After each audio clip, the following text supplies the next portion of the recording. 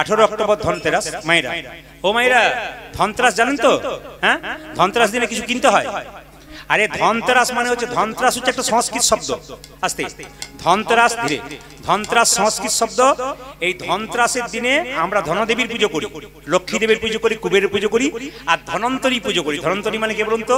ধনন্তরী হচ্ছে আমাদের যেমন ডাক্তার আছে, সিউড়িতে ডাক্তার আছে না, বর্ধমানে ডাক্তার আছে আমাদের মানুষদের, ভগবানদের যে ডাক্তার, ভগবানের বা দেবতাদের যে ডাক্তার, দেবতাদের ডাক্তারের নাম হচ্ছে ধনন্তরী। এই ধনতেরাসের যদি দিনে যদি ধনন্তরী পুজো করতে পারে, মানে ভগবান বিষ্ণুর আর একটা রূপ যদি পুজো করতে পারে ধনন্তরী, তাহলে কিন্তু মানুষের রোগ শোক দূর হয়। এটা আমাদের বিশ্বাস আছে, কি প্রাচীন মানুষের ধারণা, এই জন্য মানুষ সেদিন পুজো করে। ধনতেরাসের দিনে কিন্তু মাথায় রাখবেন কতগুলো জিনিস। ধনতেরাসের দিনে, ধনতেরাসের দিনে আপনারা নতুন জিনিস কিছু কিনতে হবে। সোনা কিনলে ভালো, রূপো কিনলে ভালো। সবার তো সামর্থ্য হয় না সোনা রূপো কিনবার। যদি না পারেন, ধনতেরাসের দিনে একটু অন্তত লক্ষ্মী এবং গণেশ কিংবা লক্ষ্মী নারায়ণ দুটো কিন্তু কিনুন। কোন দিন বলুন তো? ধনতেরাসের দিন অবশ্যই কিনুন লক্ষ্মী এবং নারায়ণ। দ্বিতীয়ত হচ্ছে, যদি না পারেন তাহলে এক কাজ করবেন, আপনারা কোনো যন্ত্রপাতি কিনবেন, ঠাকুর দেবতার পুজোর জন্য আসবাবপত্র কিনবেন, এগুলো কিনতে পারেন। তামার কোনো জিনিস কিনতে পারেন। এবার মাথায় রাখবেন, যদি কিছু কেনেন আর না কেনেন, জ্যোতিষশাস্ত্র বলছে ধনতেরাসের দিনে দুটো জিনিস কেনা উচিত, একটা ঝাড়ু, একটা লবণ। কেন বলুন তো? যে ঝাড়ুটা কিনবেন, আমার কথা নয়, জ্যোতিষশাস্ত্র বলছে, জ্যোতিষদের পড়াশোনা করবেন, দেখবেন জ্যোতিষরা বলছেন যে যদি ঝাঁটাটা কিনে বা ঝাড়ুটা কিনে যদি বাড়িতে সেদিন ঝাড়ু দেওয়া হয়, যত ময়লা আছে পরিষ্কার করা হয়, সারা বছর নাকি শুভ হয়, জ্যোতিষের কথা। দ্বিতীয় কথা হচ্ছে, লবণটা এক বালতি জলে দিয়ে গোটা বাড়িটা ধুয়ে মুছে পরিষ্কার করবেন, নেগেটিভ এনার্জি দূর হবে, পজিটিভ এনার্জি আসবে। দ্বিতীয়ত হচ্ছে, সেদিন কিন্তু আপনি লোহার কোনো জিনিস কিনতে পাবেন না। এক নম্বর, সরিষার তেল কিনতে নেই, আগের দিন কিনতে হয়। সেদিন যদি আপনি দক্ষিণ দিকে মুখ করে একটা প্রদীপ জ্বালাতে পারেন, তাহলে যমের যে কুদৃষ্টি, তো যম কিন্তু দক্ষিণ দিকে থাকে, ওই জন্য দক্ষিণ দিকটা হচ্ছে যমের দুয়ার, ওই জন্য ওই দিন কিন্তু প্রদীপ জ্বালাতে হয় কোন দিকে? দক্ষিণ দিকে মুখ করে, ঘিয়ের প্রদীপ বা তিলের প্রদীপ। তাহলে কি হয়? আমাদের আপনাদের বা আমাদের জমের কুদৃষ্টি থেকে দূর হয়। সেদিন একটা জিনিস করতে পারেন, প্রদীপ দান করতে পারেন, মানুষকে প্রদীপ দান করতে পারেন। আর লক্ষ্মী যখন উঠেছিল ওই সমুদ্র মন্থনের সময়, তখন হাতে কড়ি নিয়ে উঠেছিল। এই জন্য সেদিন কিন্তু যদি আপনি কড়ি দিতে পারেন, হ্যাঁ, ভগবানকে মানে লক্ষ্মীকে, তাহলে আপনার কিন্তু খুব খুশির দিন। আপনার ধনতেরাসের দিন মানুন। সংক্ষেপে বললাম, ধনতেরাসে একটা শুভ সময় আছে 7টা 16 থেকে সম্ভবত 8টা 20 পর্যন্ত। এই সময়টা হচ্ছে শুভ সময়, শুভ মুহূর্ত। শুভ মুহূর্তটা মনে রাখবেন, হ্যাঁ, 7টা 16 থেকে 8টা 20 এই সময়ের মধ্যে পুজো করবেন, এই সময়ের মধ্যে ঝাড়ুটা দেবেন, এই সময়ের মধ্যে ওই আপনি গোটা বাড়িটা পরিষ্কার করে দেবেন লবণ দিয়ে। সংক্ষেপে বলে দিলাম, ছোট্ট রঘুনন্দন মন্দিরে ঢুকেছে, ও গো গোপীনাথ ঘনশ্যাম। দেখুন, আপনারা পারলেন না, আমরা পারলাম না। মহাজন ঋষিরা বলেছেন যে বাচ্চাদেরকে মানুষ করতে গেলে 5 বছর পর্যন্ত কোনো দোষ ধরলে চলবে না, খেলবে, পড়বে, আদর করবেন, কিচ্ছু বলবেন না। কিন্তু 5 থেকে 15 পর্যন্ত আপনাকে শাসনের চোখে রাখতে হবে, নইলে ছেলে বিগড়ে যাবে। যখন 16 পেরিয়ে যাবে, পুত্র মিত্র বদাচরে, 16 পেরিয়ে গেলে ছেলে মেয়ের সঙ্গে বন্ধুর মতো ব্যবহার করবেন। যারা বাবা হয়েছেন, 16 পেরিয়ে গেছে আপনার ছেলে বা মেয়ে, আপনি কিন্তু বন্ধু হয়ে যাবেন, নইলে ছেলে মেয়ে বিগড়ে যাবে। এটা মহাজনদের কথা, ঋষিদের কথা। আপনারা যারা আছেন এখানে, কিছু মনে করবেন না, কীর্তন শুনতে এসছেন, কিন্তু তিলক দিচ্ছে, মা কিন্তু তিলক দিচ্ছে, পার্থবাবুর মা, উনি কিন্তু তিলক দিচ্ছেন। এই তিলকটা মুছবেন না, বাড়ি থেকে একটু আয়নায় গিয়ে দেখবেন, ফাঁকা কপালে কেমন লাগে আর তিলক নিয়ে কেমন লাগে। পাছে লোকে কিছু বলে, এই বলে কিছু করবেন না, তাহলে আপনার জীবনে হবে না। আপনাকে লোকে অনেক কথা শোনাবে, আপনি যদি হেরে যান তাহলে লোক আপনাকে ঠাট্টা করবে, আর জিতে গেলে লোক আপনাকে পরে দেখবেন লোক ছোট হয়ে যাবে, আপনি বড় হয়ে যাবেন। জীবনে কোনো কাজ করতে গেলে কারো দেখে নয় যে কেউ আমাকে কিছু বলবে, নয়, আপনাকে বলে বলে তো নিচে নামিয়ে দেবে। আপনি নিচে নেমে গেলে ওরা তো হাসবে, আর আপনি কারো কথা শুনবেন না, পরোয়া করবেন না, আপনি কাজ করবেন, একদিন দেখবেন ওরা আপনার কাছে হেরে যাবে। এই জন্য বারবার বললাম, লোক কি বলবে এ কথা ভেবে করবেন না, আপনার পথটাকে আপনি পরিষ্কার করবেন। ও মায়েরা, এই তিলকের কথা যখন বললাম, সবাই শোনা, কোন তিলক নেওয়া হয়, এইদিকে তিলক নেওয়া হয় এই আঙ্গুলে, এই আঙ্গুলে, এটা যে বৃদ্ধাঙ্গুষ্ঠী, এটা কি তর্জনী, এটা মধ্যমা, এটা অনামিকা, এটা কনিষ্ঠা, তাই তো? আচ্ছা, দেখুন, কোন ব্রাহ্মণ ঠাকুর যে দেখে থাকেন, কিছু মনে করবেন না, নিয়ম হচ্ছে এটা শাস্ত্রে। ব্রাহ্মণ ধরুন মন্দিরে পুজো করছে, আপনি বললেন বাবা একটু সিঁদুরে ফোঁটা দিয়ে দাও। প্রকৃত ব্রাহ্মণ যিনি শাস্ত্রজ্ঞ, তিনি কিন্তু আপনাকে ফোঁটা, তিলকের ফোঁটা সবসময়, সবাই দেখে নিন আঙ্গুলে। আমি কিন্তু একবার পরিষ্কার প্রমাণ ছাড়া কোনো কথা বলি না। যিনি ব্রাহ্মণ তিনি কিন্তু যখন তুলসী আপনাকে তিলক দেবে, তখন দেখবেন সবসময় এই আঙ্গুলে।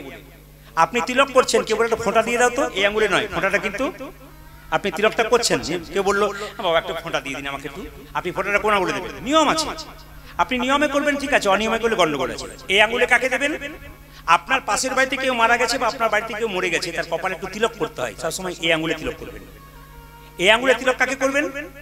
যখন নিজে করবেন তখন এই আঙুলে তিলক করা শ্রেয়, মধ্যমা। আর যখন ভগবানের চরণে দেবেন অনামিকা। অনামিকা মানে ভগবান বিষ্ণুর আঙুল। তুলসী পাতা গোবিন্দকে দিতে হয়, এই আঙুলটা টাচ থাকবে। একটা বাতাসা গোবিন্দকে দেবেন, এই আঙুল টাচ থাকবে। যদি এই আঙুলটা টাচ থাকে তবে গোবিন্দের সেবা ঠিক হচ্ছে বুঝবেন, কারণ এটা হচ্ছে অনামিকা, ভগবান বিষ্ণুর আঙুল। সবসময় মাথায় রাখবেন, এই আঙুলে কিন্তু সেবা করবেন। আর এই আঙুলে ভাইয়ের কপালে দিলাম ফোঁটা, জমের দুয়ারে পড়ল কাটা। আপনারা কিছুদিন পরে কিন্তু দেবেন, না কি বলছেন ভাই? পরে শোনেন। তো যদি কেউ মনে করেন যে তিলক দেখলে লোকে ঠাট্টা করে, দুটো উপায়ে তিলক নেবেন। তুলসী গাছে জল দিচ্ছেন, তো জল দেওয়ার সময় তুলসী গাছে যে নিচের মাটিটা, ওই মাটিটা নিয়ে আপনি নিজে একটু তিলক নিয়ে নেবেন, ফোঁটা নিয়ে নেবেন, হয়ে গেল।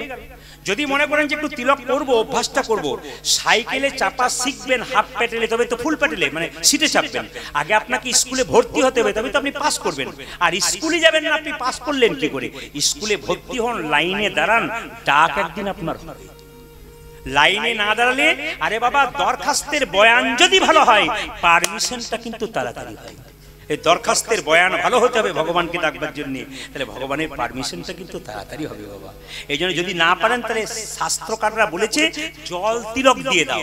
এরকম করে হাতে নেবেন, নিয়ে জল তিলক, মানে আপনি যেমন তিলক করছেন এরকম করে নিয়ে নেবেন, কেউ দেখতে পাবে না, কিন্তু আপনার তিলক হয়ে গেল।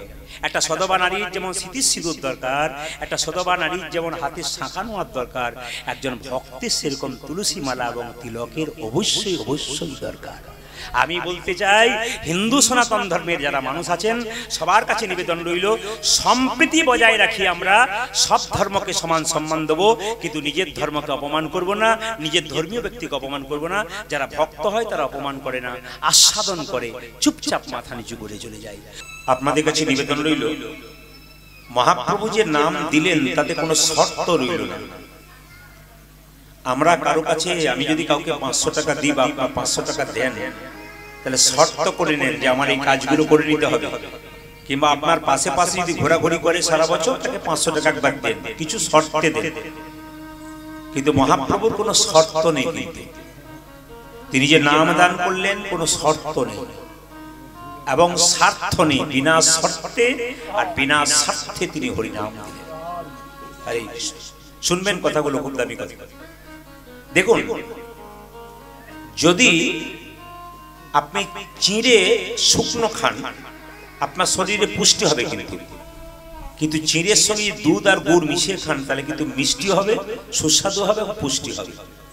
মহাপ্রভু হরিনাম দিলেন ভক্তের মাধ্যমে, এমন ভাবে হরিনাম দিলেন যেন পুষ্টিও হয়, স্বাদও হয়। এই গ্রামে কেউ যদি মদ বিক্রি করে, তাহলে মদ বিক্রি করলে তার হয়তো গাড়ি হবে, বাড়ি হবে, টাকা পয়সা হবে, কিন্তু যে মদ খাবে তার কিন্তু সব নেতাই গৌর হরিবল হবে। কিন্তু কেউ যদি মদ বিক্রি না করে দুধ বিক্রি করে, তাহলে দেখবেন তারও লাভ হবে, যে বিক্রি করবে, আর যে খাচ্ছে তারও লাভ হবে। তাহলে বিক্রি করছে যে তারও লাভ, আর যে খাচ্ছে তারও লাভ। হরিনাম হচ্ছে দুধের মতো, যে গায় তারও লাভ হয়, যে শোনে তারও লাভ হয়, আর যে পড়ায় তারও নিতাই গৌর হরিবল বলে। তাই মহাপ্রভুর দেওয়া হরিনাম প্রত্যেকটা জীবের দ্বারে দিলেন। নিতাই চাঁদকে বললেন, দাদা তুমি জীবের দ্বারে হরিনাম দাও। কিভাবে দেব না, যাকে দেখবে তুমি তাকেই হরিনাম দেবে। নিতাই চাঁদ যাকে দেখছে তাকে বলছে, আয় একবার হরিনাম নে। যারা দাঁড়িয়ে আছে তাদেরকে বলছে, ভাবছিস কি, একবার হরিবল বল, তোর ভাবনা কি আছে? হ্যাঁ পথিক রে, ও তোর ভাবে না কি হরিবল বলে বাবু তুলে আইনেছে। পথিক রে, ও তোর ভাবে না কিছু আছে, হরিবল বলে বাবু তুলে আইনেছে। দেখুন, সকালবেলাটা সবার ভালো যায় না। আমি আপনাদের বলবো, সকালবেলায় উঠে কেউ দেখবেন এক কাপ চায়ের সঙ্গে একটা পেপার নেই। বাস্তব কথা, এক কাপ চায়ের সঙ্গে একটা পেপার নেই। কেন বলুন তো? একদিকে চা খায়, একদিকে পেপার পড়ে। পেপার যখন পড়বে তখন কত জায়গায় কত ঘটনা ঘটেছে, সেই ঘটনাগুলো সকালবেলায় তার মাথায় ঢুকলো। কিন্তু সেই লোকটা আবার তার ছেলেকে বলছে, সকালবেলায় পড়তে হয়, ভোরবেলায় পড়লে যেটা মনে রাখবি সেটা ভেতরেই রয়ে যায় সারাদিন ধরে, নাকি ভোরের মধ্যে মনটা পরিষ্কার থাকে। তাহলে যিনি পেপার পড়ছেন তিনি সকালবেলায় চা খাচ্ছেন আবার পেপার পড়ছেন, কোথায় গণধর্ষণ হয়েছে, কোথায় কাকে কে ধর্ষণ করেছে, এই সমস্ত কথাগুলো তার কিন্তু সকালবেলায় মাথায় ঢুকছে। কিন্তু আমি বলবো আপনি পেপার পড়বেন, দেশের কথা জানবেন, দশের কথা জানবেন, অবশ্যই জানবেন, কিন্তু সকালবেলায় ঘুম থেকে উঠি পবিত্র করে একটু গীতা পাঠ করুন বা গীতার দুটো শ্লোক পড়ুন। প্রথমে মনটাকে ভগবানের নাম দিয়ে পরিষ্কার করুন, তারপর আপনি পেপার পড়ুন, আপনার কোনো ক্ষতি নেই। এটা আপনার ব্যক্তিগত ব্যাপার, কিন্তু আপনি নেবেন কি না নেবেন সেটা আপনার ব্যাপার। আমি শুধু টিপসটা দিয়ে গেলাম যে সকালবেলায় ঘুম থেকে উঠে আপনি গোবিন্দের নাম করবেন, যদি গীতা না পড়তে পারেন একটু ভগবানের নাম করুন, একটু ভগবানের আলোচনা করুন, ব্যাস, তারপর আপনি পেপার পড়ুন। কোনো কি আগে মনটাকে সহ্য করুন। মহাপ্রভু বলেছেন আপনি আচরি ধর্ম অপরে শেখাই, আপনি না আচরিলে অপরে শেখানো না যায়। আজকে সকালবেলায় সমস্ত কাজ ছেড়ে এই যে আপনারা এসেছেন, যেটুকুন এসেছেন, আপনার তো ভক্তি মার্গের মানুষ, ভগবানকে যে ভালোবাসে শিখে আর থাকতে পারে? ব্রজগোপীরা ভগবানের বাঁশি শুনে পাগলের মতো ছুটে গিয়েছিল সব কিছু ছেড়ে দিয়ে। আজকে লক্ষ্মী পূজার দিন মায়েদের অনেক চাপ আছে, এই চাপ ছেড়ে দিয়ে গোবিন্দের নাম শুনছেন। তারপর সবচাইতে বড় ব্যাপার এটা হচ্ছে কার্তিক মাস নয় কিন্তু দামোদর মাস বটে, এই মাসে হরিনাম শোনা মানে বিরাট লাভ আছে। এই জন্য এই মাসটা একটা গুরুত্ব আছে। তাই আপনাদের কাছে নিবেদন রইল আপনারা ভক্তি করে কীর্তন শুনবেন। একজন মুসলমান মানুষ, তার নাম হচ্ছে নবাব হোসেন শাহ, ভালো করে শুনবেন, মালদাতে বাড়ি। দেখো পেটের প্রচন্ড যন্ত্রণা হয়েছে, কেউ ভালো করতে পারছে না। একজন বললো নবাব তোমার পেটের যন্ত্রণা ভালো হতে পারে একটাই উপায়, শ্রীখণ্ডে যদি তুমি মুকুন্দ সরকারের বাড়ি যেতে পারো। তবে রাজা হলে তোমার চিকিৎসা করবে না, জমিদার হলে চিকিৎসা করবে না, আর নবাব হলে চিকিৎসা করবে না, গরিবের চিকিৎসা করে। নবাব, বাংলার এত বড় নবাব হোসেন শাহ বললো তাহলে আমার পেটের যন্ত্রণা ভালো করতে গেলে আমাকে ফকির সাজতে হবে? হ্যাঁ, ফকির সাজতে হবে। এত বড় বাংলার নবাব, বাবারা শুনে রাখুন, একবার ফকির সেজে চললো কোথায়? মুকুন্দ সরকারের বাড়ি। লাইন দিয়ে দাঁড়িয়ে আছে, মুকুন্দ যে না গান গাইছে, তখন নবাব মনে মনে ভাবছে মুকুন্দ বুঝতে পেরেছি তুমি ভগবানের নাম করো বলে চিকিৎসা করো, গৌর গোবিন্দের কৃপা তোমার আছে। দেখুন, হিন্দু হোক মুসলমান হোক সৎ কারা হয় বলুন তো? যারা ভগবানের ভজন করে, যারা কোনো বিচার করে না। নবাব হোসেন শাহ কোনো বিচার করতেন না, কাজী নজরুল কোনো বিচার করতেন না। যদি কলকাতা একটা বড় লাইব্রেরি আছে, সেখানে একটা বই উঠে বই পাওয়া যায়, সেই বইতে দেখবেন মুসলমান কবি শুধুমাত্র কত কত কবিতা রচনা করেছেন, মানে কত কত পদ রচনা করেছেন। হ্যাঁ, আপনার শুনলে চমকে যাবেন যদি বই পড়েন। শুধু মুসলমান কবিদের লেখা পদকর্তাদের পদ, এত সুন্দর পদ রচনা করেছেন যারা কোনো বিচার করে না, জাতির কোনো বিচার করে না, ভগবানের বিচার করে। শুধুমাত্র ভগবান এক, ঈশ্বর এক, সবকা মালিক এক। এই দেখুন, যেই না বলেছে তোমাদের মধ্যে গরিবকে সে আগে এসো, এখন যেই না বলেছে গরিবকে সে আগে এসো, সঙ্গে সঙ্গে নবাব হোসেন শাহ বললে বাবা আমি আমি কি নাম তোমার? আমার নাম হোসেন ফকির। মুসলমান হিন্দুর কোনো ব্যাপার নাই, তোমার কি হয়েছে? আগে আমার খুব কয়েকদিন ধরে পেটে যন্ত্রণা, কেউ ভালো করতে পারে নাই, তোমার কাছে এলাম। তোমার জামাটা খুলে ফেলো, তোমার জামাটা খুলে ফেলো। এত বড় বাংলার নবাব মনে মনে হয়েছে জামা আমি খুলবো, পেটের রোগ যদি ভালো না হয় দেখবে আমি কি এসেছি। হ্যাঁ, ভাবছো কি প্রচুর লোক লাইন দিয়ে রয়েছে, আর জামাটা খুলো না। যেই না জামাটা খুলেছে মায়েরা, জামাটা খোলার সঙ্গে সঙ্গে এবার মাটির বারান্দাতে গড়াগড়ি দাও। বাংলার নবাব মনে মনে ভাবছে আমি সোনার পালঙ্ক ছাড়া শুই না, বেটা আমাকে মাটির বারান্দাতে গড়াগড়ি দিতে বলছে। আরে কালের কাল বর্ষাকাল, হরিণা চাটে বাঘের গাল, নেহাত বেকায়দায় পড়েছি বলে যদি পেটের রোগ ভালো না হয় বুঝবে আমি কি। আরে ভাবছো কি, গড়াগড়ি দাও। যেই না জামা খুলে গড়াগড়ি দিয়েছে, অমনি নবাব বলে উঠলো মুকুন্দ। বলে কি তোমার এখানে কি কোনো ওষুধ দেওয়া থাকে? বলে কেন? যেই না গড়াগড়ি দিলাম আমার অর্ধেকটা পেটের রোগ ভালো হয়ে গেল। মুকুন্দ বলল সবাইকে দিতে দিতে এক আধটু পড়ে যায়, সেটা তোমার কাজে লেগে গেছে। কই দেখি দেখি দেখি দেখি, হাঁ করো তো। যেই না হাঁ করেছে, আসল ওষুধ দিয়ে দিয়েছে। মাটির মধ্যে গড়াগড়ি দিয়ে অর্ধেক পেটের রোগ ভালো হলো কেন? ভক্ত পদ ধুলিয়ার ভক্ত পদ জল আসতে, ভক্ত ভক্ত শেষ হয় তিন মহাবল। উত্তর দিনাজপুর, দক্ষিণ দিনাজপুরে আমি প্রচুর গান করি। মালদা থেকে 100 কিলোমিটার 150 কিলোমিটার দূরে রায়গঞ্জ এলাকাতে আমি যাই, আসাম কোচবিহার যাই।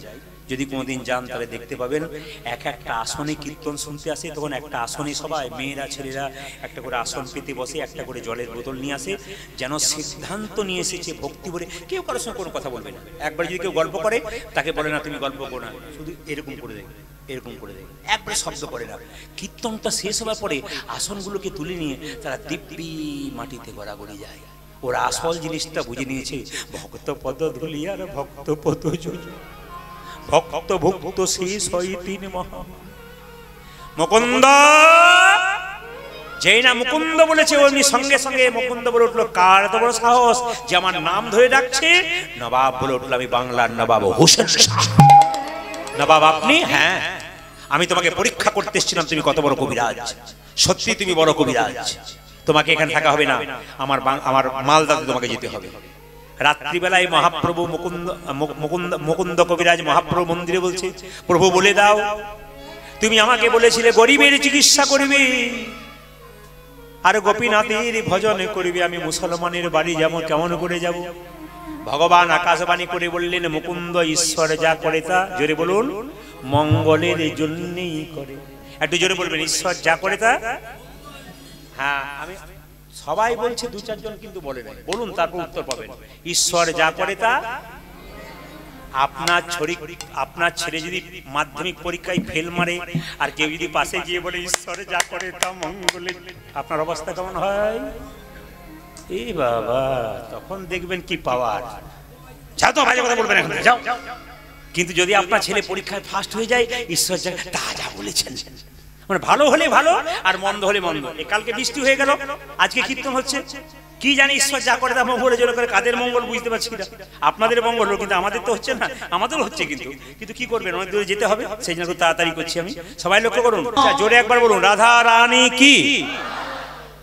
খিদে পেয়ে গেছে আর কি, জয় বেশি জোরে বেড়ায়। রাধা রানী কি। আজকে লক্ষ্মী পুজোর দিন, কিন্তু আজকে কোজাগরী পূর্ণিমার দিন। শুধু আজকে দিনে জাগলে হবে না, মা বলতে চাইছে কোজাগরী মানে কে কে জেগে আছিস। যেদিন সমুদ্র মন্থন হয়েছিল, মা লক্ষ্মী সেদিন উঠেছিল, সারা রাত্রি ভগবান বিষ্ণু ধ্যান করেছিল। ভগবান বিষ্ণু কৃপা করে লক্ষ্মীকে স্ত্রী রূপ দান করেছিল, পত্নী রূপে গ্রহণ করেছিল। এই জন্য আজকের দিনটা খুব দামি দিন, কিন্তু আপনাদের জানতে হবে। আচ্ছা, একটা কথা আপনাদের বলে যাই মায়েরা, ছেলে মেয়ের নাম রঘুনন্দন ছেলের নাম রাখলো। আপনাদের যে মকদম নগর রয়েছে, কিছু মনে করবেন না, এখানে ছেলেদের নাম সব কি রেখেছেন? কৃষ্ণ বিষ্ণু নারায়ণ রেখেছেন। আর বলবেন না সিরিয়াল দেখে নাম রেখেছি নাকি? আস্তে আস্তে আস্তে। হ্যাঁ, আপনারা এলেন, একটু পরে এলে ভালো হতো। বসুন বসুন, একটু পরে এলে ভালো হতো, ভিড় করে বসুন। একটু পরে এলে আরো ভালো হতো, বসুন। আর যারা আছে ফোন করে বলে দিন আধ ঘন্টা পরে আসুন, ফাঁকা দেখবে। হ্যাঁ, জায়গাটা যেরকম রাধা রানী কি, শ্যাম সুন্দর কি, মদন মোহন কি। আচ্ছা, ছেলের নামের কথা আস্তে আস্তে, একবার শব্দ না করলে করবো, নাহলে বন্ধ করবো। আবার এদের ট্রেন আছে, ফেল করলে কিন্তু আমি দায়ী থাকবো, এই জন্য আমাকে সাবধানে করতে হচ্ছে। এইদিকে আচ্ছা, ছেলে মেয়ের নাম ভগবানের নামের সঙ্গে রাখবেন। আমি ঝাড়খণ্ডে একটা জায়গাতে প্রতি বছর যেতাম, ছেলে মেয়ের নামে কথা বলছি, প্রতি জায়গায় এক জায়গায় যেতাম। নামগুলো মনে আছে? ছেলের নাম মনে আছে তো? হ্যাঁ, আচ্ছা, হ্যাঁ, হরে কৃষ্ণ। ঝাড়খণ্ডে একটা জায়গায় গান করতে গেছি, এদিকে তাকাবেন তো। একজন লোক প্রত্যেকবারে কীর্তন শুনে আমার, কিন্তু ওর স্ত্রী শুনতে আসে না। একদিন জিজ্ঞেস করলাম, দাদা আপনাকে সব আসরে দেখতে পাচ্ছি, আপনার কি বিবাহ টিবাহ হয়নি? বলছে হ্যাঁ, বিয়ে হয়েছে। তাহলে আপনার স্ত্রী কেন কীর্তন শোনে না? এই যে আস্তে, আপনার স্ত্রী কেন কীর্তন শোনে না? বলছে আর বলবেন না, স্ত্রীর একটা অভিমান আছে, ছেলে মেয়ে হয় নাই, ওই অভিমানে কীর্তন শোনে না। তাই নাকি? তা আপনার স্ত্রীকে নিয়ে আসুন, নিশ্চয়ই ছেলে মেয়ে হবে। বলছে না, শর্ত করেছে ছেলে মেয়ে না হলে কিন্তু কীর্তন শুনবে না। বলছে আপনি একটু আশীর্বাদ করুন যেন ছেলে মেয়ে হয়। আমি দেখুন, আমার আশীর্বাদে তো হবে না, ভগবানের যে প্রার্থনা করুন। আমি একটু বললাম প্রভুকে যে তুমি একটু সন্তানের বাপ হও, কিছু মনে করবেন না। 1.5 বছর পরে কীর্তন করতে গেছি, এসে বলছে প্রদীপ বাবু ছেলে একটি হলো। যাক, আন্দাজে লেগে গেছে বলে বলেছি আস্তে আস্তে। হ্যাঁ, তো আন্দাজে লেগে গেছে, এরকম হয় কিন্তু। এখন আরেকটা দোষের কথা একটু বলে দিই, অপরাধ মার্জনীয়। এক জায়গাতে মাইক বাজছে, বর্ধমানে আসতে মাইক বাজছে। একজন বয়স্ক লোক মাইক চালাচ্ছে, এত কম বয়সে একজন বয়স্ক লোক মাইক চালাচ্ছে, খুব বয়স্ক লোক, ঠিক মতো করতে পারছে না। বললাম কাকা, আর বেশি দিন এগুলো করেন না, আপনার ছেলেদেরকে দায়িত্ব দিন, না দেখবেন কোনদিন হরিবোল হয়ে যাবেন। এই বলাও না, আমি তারপর দিন আবার চলে গেছি কলকাতা গান করতে। ওখানকার ভক্ত বলছে বাবা আজ সকালে উনি চলে গেলেন। যা আন্দাজে মেরে দিয়েছি, লেগে গেছে। তো হয় অনেক সময় আর কি, কাকতালীয় ব্যাপার। তোর 1.5 বছর ছেলে হয়ে গেছে, নিয়ে এসে বলছে নাম কিন্তু আপনাকে রাখতে হবে। বললাম যে আচ্ছা আপনার ডেট বলুন, কখন জন্ম হয়েছে কিনা, আমি সব বলে দিচ্ছি, সব কিছু বললাম। আপনার ছেলের নাম হবে দিগম্বর। বলছে বাহ, আচ্ছা নাম রেখেছে। আমার যাক ছেলে হলো। এবার 2 বছর পরে এলাকায় যাইনি, অনেকটা দূরে গেছি, ও কীর্তন শুনেছে। শেষে বলছে দাদা, বলে কি এবছর আর একটা হইলো। বাবা রে, হয় না, তোমার যে আবার লাইন ধরেছিল। হচ্ছিল না। এখন কীর্তনে যে কি রস আছে, এ সারা রাত্রি দিলেও কিন্তু শেষ হবে না। কিন্তু 2.5 ঘন্টা পরে যে টাকাটা হবে সেটা আপনাদের কাছে নেব। এই 3:30 মানে 8:30 থেকে 11:30 পরে ওটা পার্থবাবু দিলেন, তাই তো? আর তারপরে কিন্তু আপনারা দেবেন, তাই তো? আচ্ছা, সবাই ছোট করে বলি, যেই না এসেছে বলছে প্রদীপবাবু নাম কিন্তু আপনাকে রাখতে হবে। বললাম নাম তাহলে এবারে তোমার ছেলের নাম হলো যেভাবে বলছেন তিথিনাথ, ছেলের নাম হবে তোমার কৃষ্ণ দাস। চলবে না, চলবে না। বলে কেন? ম্যাচিং চাই। যেমন আপনার কাপড় কিনতে যান, জামা ম্যাচিং চাই, বলছে ম্যাচিং চাই। বললাম তার দিগম্বর নাম রেখেছিলাম, এবার নাম রাখলাম নটম্বর। দারুণ, খুব সুন্দর নাম, ম্যাচিং হয়েছে। এইবার কিছু মনে করবে না, আবার 4 বছর পরে গেছি, উনি আবার এসে বলছে প্রদীপবাবু এবছর আর একটা। ভাই তোমার আর আসার দরকার নাই, আমি এখন গন্ডগোলে পড়লাম। এখন নাম রাখতে সে বলে আবার আপনাকে নাম রাখতে হবে। আমার আর ম্যাচিং টাচিং আসছে না, দিগম্বর নটম্বর এসছে আর আসছে না। কিছুক্ষণ পরে বললাম তাহলে আর তুমি এসো না ভাই, কথা দিয়ে যাও যে তুমি আসবে না, কিন্তু তোমার এই নামটাই শেষ নাম, পরবর্তী ক্ষেত্রে আর এসো না। তোমার ছেলের নাম হলো বড় ছেলের নাম দিগম্বর, মেজর নাম নটম্বর, এবার নাম রাখলাম সীতম্বর। আমার দাদা আর তুমি এসো না, আর আসার দরকার নাই। এইবার লক্ষ্য করুন 5-7 বছর পরে গেছি, প্রায় 8 বছর হবে। 8 বছর পরে গেছি, দেখি ভদ্রলোক দিগম্বর সীতম্বর নটম্বরকে নিয়ে কীর্তন শুনছে। সবাই তাকান, কীর্তনের শেষে সবাই যখন প্রণাম করে যাচ্ছে তখন ছেলে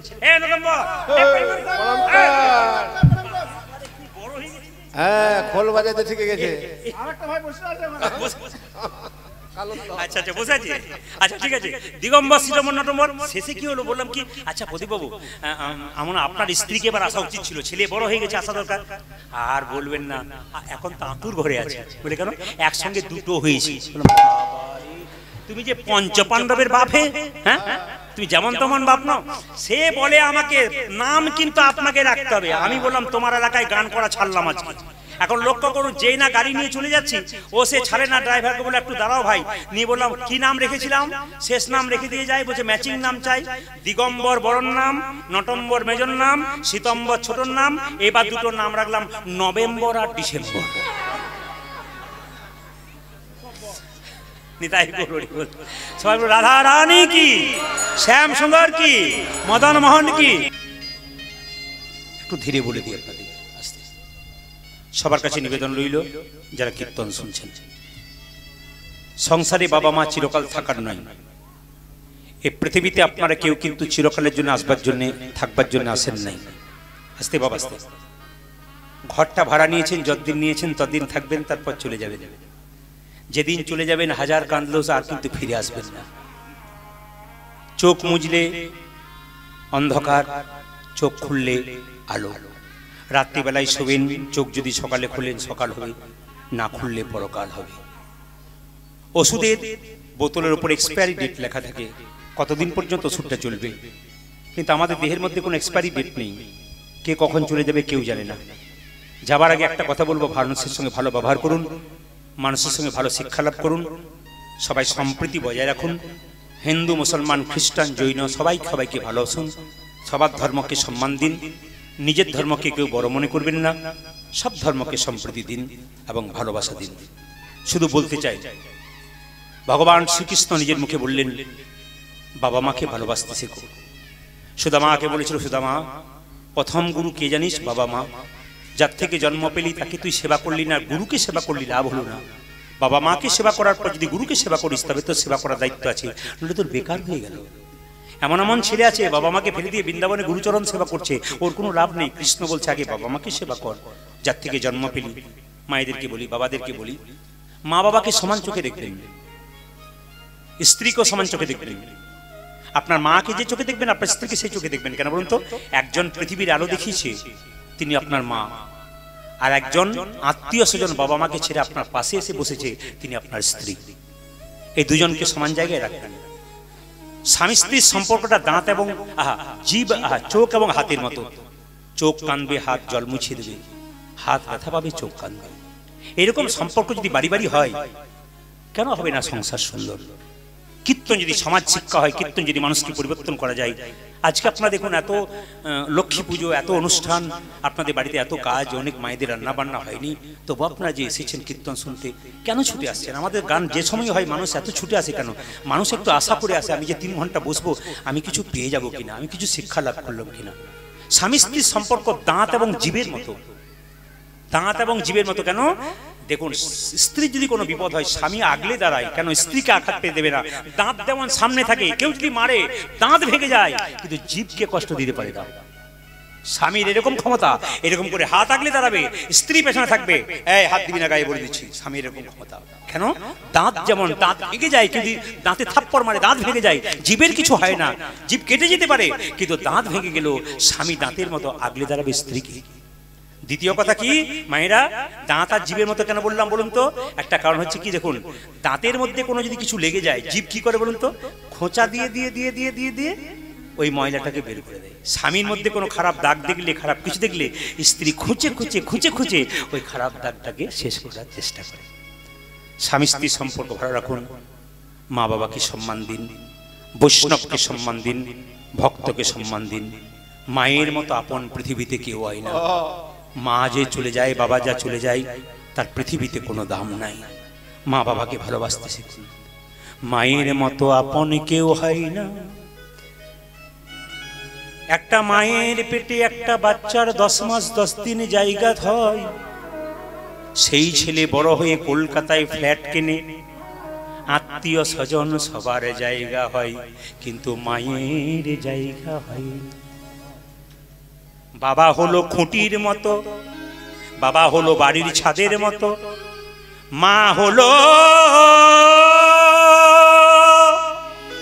খুঁটির মতো। একটা বাড়ির ছাদ যদি ভেঙে যায়, খুঁটি যদি ভেঙে যায়, বাড়ির যেমন কোনো দাম থাকে না, একটা সংসারে মা বাবা চলে গেলে তাদের মতো ভালোবাসার কেউ দিতে পারে না। মা এমন একজন, নিজে খাই না তবু বাচ্চাকে খাওয়াই, এরই নাম মা। সেই মাকে যেন কোনোদিন কেউ অপমান করো না। মায়েরা, একটা ছেলে বলছে আমার মা খুব মিথ্যেবাদী। আমার পায়ের সামনে কাঞ্চার বলছে, জানো প্রভু, আমার মা খুব মিথ্যেবাদী। বললাম কেন মিথ্যেবাদী? বলছে মা আমার জন্য রান্না করে, সবার জন্য রান্না করে, সবাই খেয়ে নেয়। মাকে জিজ্ঞেস করি তুমি খেয়েছো? মা বলে আমি পেট ভরে খেয়ে নিয়েছি, মা খায় না। শুধু দিতেই শিখলো সারা জীবন, নিতে শিখলো না। এই জন্য বারবার বলবো, যারা শুধু তোমাকে সারা জীবন দিয়েই গেল, যে বাবা তোমার জন্য সবকিছু সমর্পণ করে দিল, যে মা তোমাকে এত ভালোবাসলো, ওই বৃদ্ধ বাবা মাকে যে শেষে পূজার আসনে না বসাতে পারো, তোমার গোটা জীবনটা নষ্ট হয়ে যাবে। মায়ের মতো আপন যেন কেউ না। ছোট্ট ছেলেটি বলছে আমার বাবা বড় অসুস্থ, এখনই যেতে হবে, দাদা একটু পুজো করে নি, তারপর যাচ্ছি। ছোট্ট ছেলেটা, রঘুনন্দন, রঘু আই বাবা, মুকুন্দ গাইছে, মমান্তর মন্দির বলে মুকুন্দ গাইছে। ছোট্ট ছেলে শুনছে, মামা অন্তরা মন্দিরে জাগো জাগো, মদন কৃষ্ণ গোপাল, গোপাল মদন কৃষ্ণ গোপাল। মম অন্তর মন্দিরে জগ জগ, মদন কৃষ্ণ গোপাল গোপাল, মদন কৃষ্ণ গোপাল। অন্তরা মন্দিরে জগ জগ, মদন কৃষ্ণ গোপাল, গোপাল রে মদন কৃষ্ণ গোপাল। মম অন্তর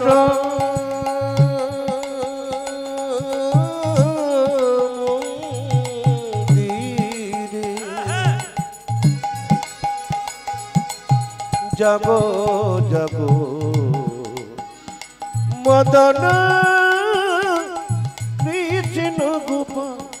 গোপাল মদন কৃষ্ণ গোপাল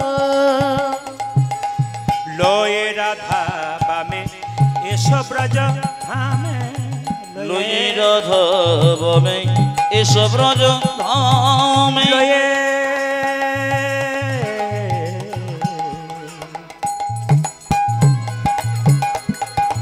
লয়ে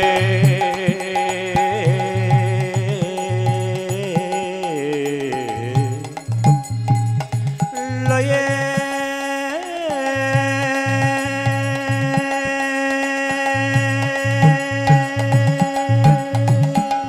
হে প্রাণ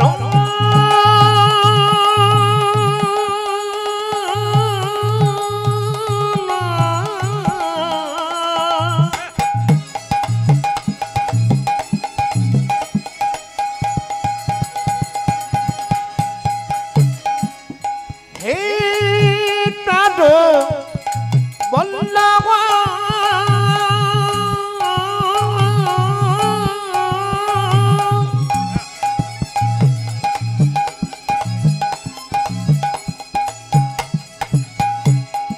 হে প্রাণ না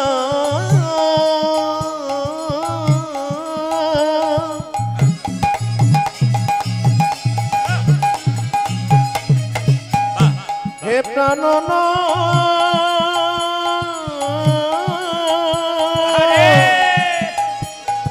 হে প্রাণ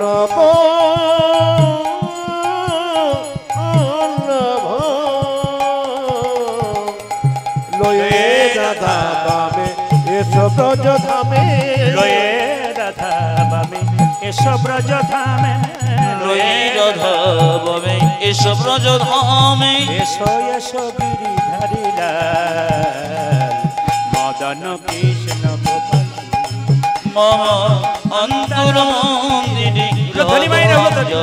গো মদন কৃষ্ণ গোপাল গোপাল মদন কৃষ্ণ গোপাল আমার গোপাল মদন কৃষ্ণ গোপাল এক এক কাজ করে তুমি আমার কাছে চলো মুকুন্দ চললো কোথায় নবাবের বাড়ি দেখুন নবাবকে বললো তুমি মুসলমান হতে পারে তোমার কাছে তিনটে শর্ত রইলো তুমি আমাকে গোপীনাথের মন্দির করে দেবে বলে হ্যাঁ দেবো তুমি পুজো করবে অধিকার দেবে বলে হ্যাঁ দেবো গরিবের চিকিৎসা করবে অধিকার দেবে বলে হ্যাঁ দেবো মুকুন্দ সরকারকে নবাব নিয়ে গেল বাংলার নবাব মুসলমান তিনি একটা গোপীনাথের মন্দির তৈরি করে দেখুন শুনবেন নবাবের কথা গোপীনাথের মন্দির তৈরি করলেন জীবের দ্বারে হরিনাম দিতে বললেন আর চিকিৎসা করতে বললেন গরিবদেরকে মুকুন্দ সরকার গোপীনাথের মন্দিরে গোপীনাথের গুণগান গাইছে আর মুকুন্দ কিন্তু গাইছে নবাব শুনছে বাবা নবাব মুসলমান হয়ে শুনছে তাকে একটা মেয়ে পাখা করছে ভালো করে শুনবেন একটা মেয়ে পাখা করছে পাখাটা তালপাতা পাখা প্লাস্টিকের নয় কিন্তু একটু পরে জিজ্ঞেস করবো তার মধ্যে ময়ূরের পালক মুকুন্দ যখন কীর্তন গান গাইছে নবাব দাঁড়িয়ে দাঁড়িয়ে শুনছে আর তাকে একটা মেয়ে পাখা করছে ময়ূরের পালক পাখা তালপাতার পাখার উপরে ময়ূরের পালক মুকুন্দ গাইছে আর মায়েরা সব উলুধ্বনি দিচ্ছে আমার কানো সে বিনোদ রায় গো, আমার কানো সে বিনোদ রায় ওই আমার কানসি বিনোদ রায় গো কানসি বিনোদ রাবা আমার কানো সে বিনোদ রায় গো আমার কানো সে বিনোদ রায় ওই আমার কানতে বিনোদ রায় গো কানতে বিনোদ রায় বিনোদ চুরাই বিনোদ বরিহা খুশি বিনোদ চূড়া বিনোদ বরিহা বিনোদ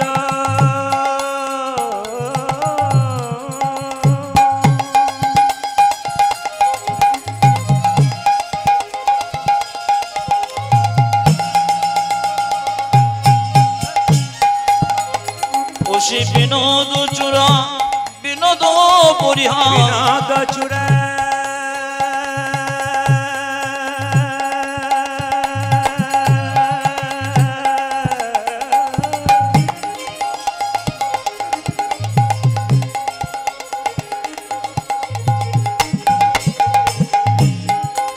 দেখো বিনোদ চোরা বিনোদ বরিহা বিনোদ চুরাই বিনোদ বরিহা বিনোদ চূড়াই বিনোদ বরিহা বরিহা বরিহা বিনোদ উড়িছে তাই গো। আজ বিনোদ উড়িছে তবে আমার কানো সে বিনোদ রায় গো কেন সে বিনোদ রায় কানতে বিনোদ রায় গো কানতে বিনোদ রায় ও তার বিনোদ ললাটে বিনোদ তিলক বিনোদ বিনোদ সাজে আমার বিনোদ ললাটে বিনোদ তিলক বিনোদ বিনোদ সাজে বিনোদ ললাটে বিনোদ তিলক বিনোদ বিনোদ সাজে দেখো বিনোদ ললাটে বিনোদ তিলক বিনোদ বিনোদ সাজে বিনোদয় ধরে বিনোদ মুরলী বিনোদয় ধরে বিনোদ মুরলী বিনোদয় ধরে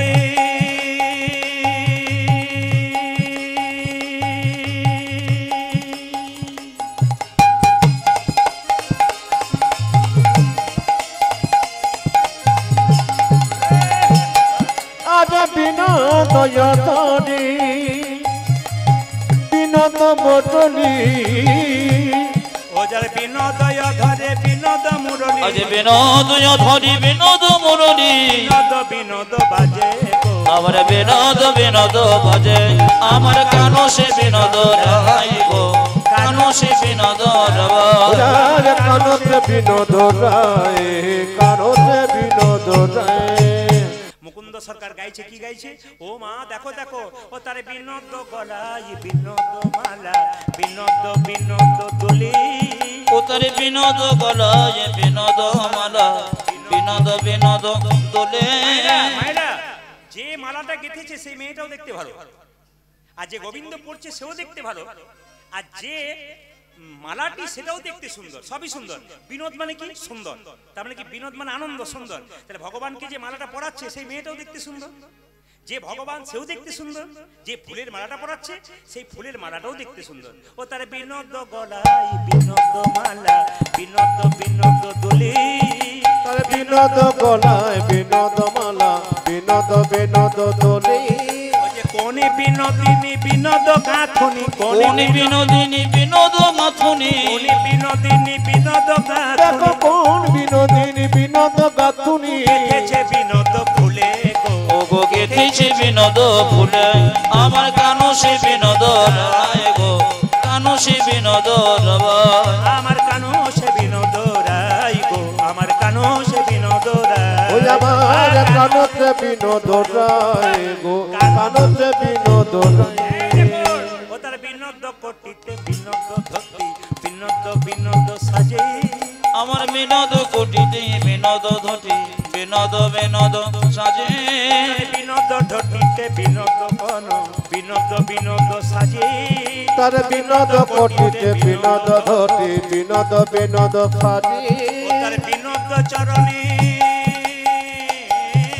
বিনোদ চরণে বিনোদ নুপুর বিনোদ চরণে বিনোদ নুপুর বিনোদ চরণে বিনোদ নুপুর আজ বিনোদ চরণে বিনোদ নপুর বিনোদ বিনোদ বাজে গো বিনোদ বিনোদ বাজে আমার কানো সে বিনোদ রায় গো কানো সে বিনোদ রায় ও যা কানতে বিনোদ রায় গো কানতে বিনোদ রায় এই যে পদটা গাইলাম যদুনাথ দাসের কি বলছে যদুনাথে কয় বিনোদ না গর বিনোদ কদম্ব তলে আমার যদুনাথি কয়ে বিনোদ নাগর বিনোদ কদম্ব তোলে যারা পদাবলী কীর্তন শুনতে ভালোবাসে তারা পদাবলীর শেষে যে পদকর্তা তার ভণিতা দিতে হয় ওই যে যদুনাথ দাসকে যখন আমরা স্মরণ করবো সবাই মিলে প্রণাম করবো সবাই প্রণাম করবো যদুনাথে কয় বিনোদ না গর বিনোদ কদম্ব তলে যদুনাথে কয় বিনোদ নাগর বিনোদ কদম তোলে কত বিনোদিনী বিনোদ হেরিয়া কত বিনোদিনী বিনোদ ঘেরিয়া বিনোদিনী বিনোদ হেরিয়া কত বিনোদিনী বিনোদ খেদিয়া কলসি ভাসাইল জলে গো ও গো কলসি ভাসাইল জলে আমার কানো সে বিনোদ রায় গো কানো সে বিনোদ রায় কানতে বিনোদ রায় গো কানতে বিনোদ রায় এইবার দেখবো আপনারা কেমন কীর্তন শুনেছেন এইবার উত্তর শুনবো আচ্ছা মুকুন্দ সরকার যখন শুনবেন মুকুন্দ সরকার যখন কীর্তন গাইছিল তখন নবাব কিন্তু একটা মেয়ে পাকা করছিল নবাবকে পাখাটা তাল পাতার পাখা না প্লাস্টিকের পাখা জোরে বলুন জোরে যে ঘুমাচ্ছে সে বলুন আর ঘুমানোর জোর নাই আর চোখ লাগবে তার উপায় নেই আস্তে আস্তে কি বললাম, পাখাটা কিসে ছিল? তালপাতা। আচ্ছা, তালপাতার পাখার উপরে ওই কাকের পুচ্ছ ছিল না কোকিলের পুচ্ছ ছিল? ময়ূরের। যাক, ভাগ্যিস আপনারা এসেছিলেন, আমি ভুলে গেছিলাম। কিসের পুচ্ছ ছিল? ময়ূরের। আচ্ছা মায়েরা সবাই লক্ষ্য করুন, এই তো বুঝতে পারলাম যে সত্যি আপনারা কীর্তন শুনছেন। আচ্ছা, ময়ূরের পালক ছিল। যেই না ময়ূরের পালকটা মুকুন্দকে নবাব ডেকেছে, মুকুন্দ, আর যেই না মুকুন্দ নবাবের দিকে তাকাতে গেছে, ময়ূরের পালকটা দেখে হে কৃষ্ণ, হে কৃষ্ণ করুণাম, করুণাম, করুণা কর, তুমি করুণা করো। মুকুন্দ যেই না নবাবের ময়ূরের পাখা দেখতে পেয়েছে, এর মধ্যে মানে কি বলে পাখার মধ্যে, সঙ্গে সঙ্গে অজ্ঞান হয়ে গেছে। নবাব বলে, কে আছিস? একটু জল দেখি, জল দেখি, জল দেখি, জল দেখি। জল দিয়ে যেই না মুকুন্দের মুখে দিয়েছে, অমনি মুকুন্দের জ্ঞান ফিরেছে। নবাব জিজ্ঞেস করলো, মুকুন্দ তুমি কীর্তন গান গাইছিলে, আমি তোমাকে পিছু ডাকলাম, আমার দিকে তাকিয়ে তুমি অজ্ঞান হয়ে গেলে কেন? মুকুন্দ সরকার মনে মনে ভাবলো, তুমি তো মুসলমান, আমি তো হিন্দু, কৃষ্ণ অনুরাগের কথা কেমন করে জানবে? তোমার ওই ময়ূরের পালক দেখে আমি কৃষ্ণ দেখে অজ্ঞান হয়ে গেছিলাম। আমি জীবনে কাউকে কোনো মিথ্যে কথা বলি না। মনে মনে ভাবলো, আমি আজকে একটা মিথ্যে কথা বলবো। নবাব, আমি তো সারা বাংলা চিকিৎসা করি, আমার একটা মৃগীর ব্যারাম আছে। মুকুন্দ বলল, শোনো। এই নবাব বলল, শোনো, তোমার হয়তো জানা নেই, যদি এই রাজ্যে কেউ মিথ্যে কথা বলে তার জিভটাকে আমি ছিঁড়ে নিই। তবে তুমি যেহেতু আমার রোগ ভালো করেছো, আমি তোমাকে কিচ্ছু বলবো না। তোমার যদি মৃগী রোগ থাকবে, তুমি যখন অজ্ঞান হয়ে গেছিলে তখন তোমার চোখ দিয়ে জল পড়ছিল কেন? তোমার যদি মৃগী রোগ হবে, তুমি যখন অজ্ঞান হয়েছিলে তোমার মুখ থেকে কৃষ্ণ নাম বেরোচ্ছিল কেন? মুকুন্দ বলল, নবাব আমার অপরাধ হয়ে গেছে। নবাব বলছে, অপরাধ তোমার হয়নি, আমার হয়েছে। বলে, কেন? তোমার মতো কৃষ্ণ ভক্তকে আমি কেনা গোলাম মনে করে বলো ভুল করেছি। যারা কৃষ্ণ ভক্ত হয় তারা কেনা গোলাম হয় না, তারা ভগবানের দাস হয়। মুকুন্দ, ঈশ্বর যা করে তা মঙ্গলের জন্য করে। গোটা শ্রীখণ্ডটা আমি তোমার নামে লিখে দিলাম, যাও তুমি, শ্রীখণ্ডটা তোমার নামে লিখে দিচ্ছি, তোমার আর কোনো অভাব রবে না। তবে যদি নবাবের কোনদিন পেটের রোগ হয়, তুমি কিন্তু দেখে যেও। ও মুকুন্দ, এক কাজ করো, তুমি আর দেরি করো না। মুকুন্দ যাচ্ছে, আর যেতে যেতে গাইছে, ওই আমি কোথায় গেলে গেলে পাবো গো দেখা, দেখো আমার ঘন শ্যাম, আমার ঘন শ্যাম। উলধ্বনি। ওই আমি কোথায় গেলে পাবো গো দেখো, আমায় ঘন শ্যাম, আমায় আমায় ঘন শ্যাম। কোথায় গেলে পাবো গো দেখা, আমার ঘন শ্যাম, আমার ঘন শ্যাম। ওই আমি কোথায় গেলে পাবো গো দেখা, আমায় ঘন শ্যাম, আমায় আমায় বাঁকা শ্যাম। কোথায় আমার কৃষ্ণ কানা, পরিকানা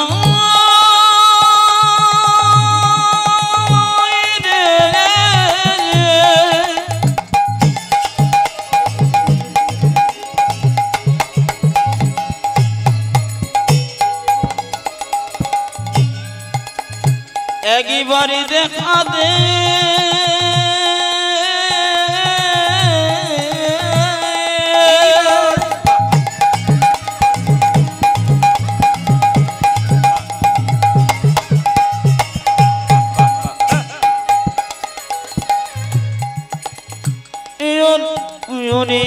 কানাই একবার দেখো রে।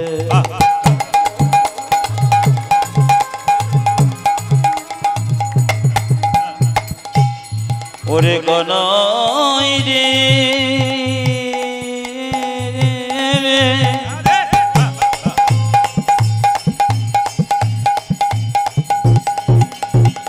একবার দেখা দে কামনা। কোথায় আমার কৃষ্ণ কানা,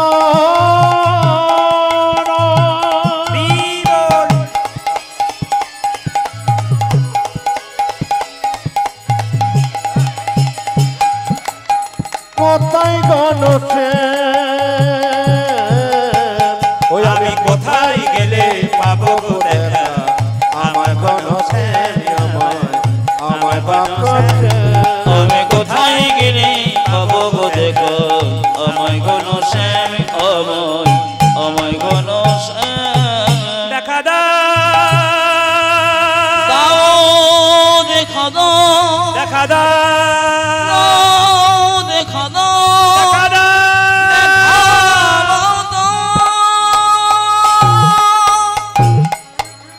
ভগবান মায়েরা যেই না বাড়ি ফিরে এলো মুকুন্দ সরকার, তার স্ত্রী বলল, স্বামী এসেছো, এ কি আমার হলো গো? স্বামী কি আমার হলো গো? আমার সর্বাঙ্গ যেন জ্বলে যায়, আমার সর্বাঙ্গ যেন জ্বলে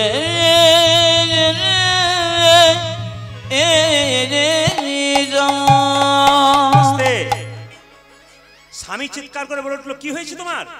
তুমি যেদিন থেকে নবাবের বাড়ি গেছো আমি ভালো করে খেতে পারি না, আমার হাত জ্বালা করে, আমার বুক জ্বালা করে, আমার পা জ্বালা করে, আমার জিভ জ্বালা করে, কেন এমন হয়? মুকুন্দ সরকার মনে মনে ভাবলো, আমি এত বড় বাংলার কবিরাজ, আমি সবার চিকিৎসা করতে পারছি, আমার স্ত্রী চিকিৎসা করতে পারবো না? কই দেখি দেখি দেখি দেখি দেখি তুমি হা করো তো, তোমার জিভটা দেখি তো, দেখি দেখি তোমার হাত দেখি, দেখি দেখি তোমার পায়ের তলগুলো দেখি, দেখি দেখি তোমার চোখ দেখি।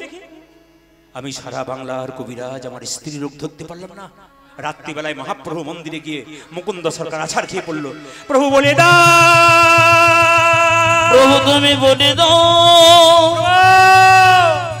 আমি সারা বাংলার চিকিৎসা করলাম, আমার স্ত্রী রোগ ধরতে পারছি না কেন? মহাপ্রভু আকাশবাণী করে বললেন, মুকুন্দ আমি যা ভেবেছিলাম তাই, আমি যা ভেবেছিলাম তাই, সারা বাংলা চিকিৎসা করে তোমার অহংকার হয়ে গেছে। মুকুন্দ সরকারকে দেখে দিয়ে বলল, প্রভু আমি ক্ষুদ্র জীব, কখনো অহংকার হয় আমার জানা নাই, তবে যদি সত্যি অহংকার হয়েছে আমার অহংকারের পতন ঘটাও। মুকুন্দ সরকার কি করলো? মহাপ্রভু কি করলো? মুকুন্দকে চিবানো পান দিল। ওই পানটা যেই না মুকুন্দ সরকার তার স্ত্রীকে দিতে যাচ্ছে, যেতে যেতে গাইছে, যশোদার দুলা যশোদারি দুলা তুমি বজের রাখা, তুমি ব্রজের বৃন্দাবন মন, যশোদার দোলন ব্রজের বৃন্দাবন মন হারি, যশোদার দুলাল বজের রাখাল বৃন্দাবন মন হারি, তুমি যশোদার দুলাল ব্রজের রাখাল বৃন্দাবন ধন হারে, গোপী জন বল্লভ রাধিকা রমণ, গোপী জন বল্লভ রাধিকা রমণ,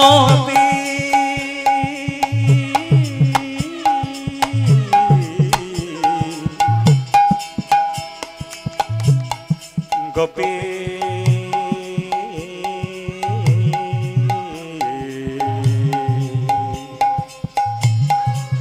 গোপী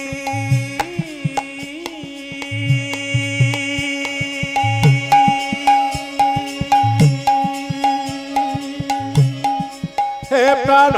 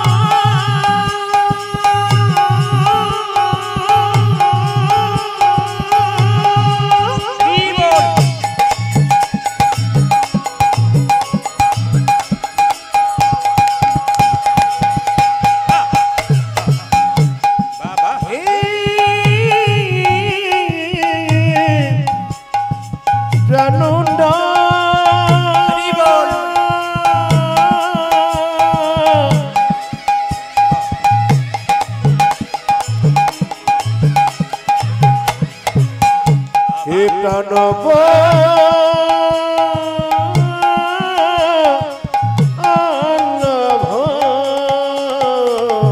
গোপীজন বল্লভ রাধিকা রমণ গোপীজন বল্লভ রাধিকা রমণ গোপীজন বল্লভ রাধিকা রমণ চিত্তবিত মনোহরি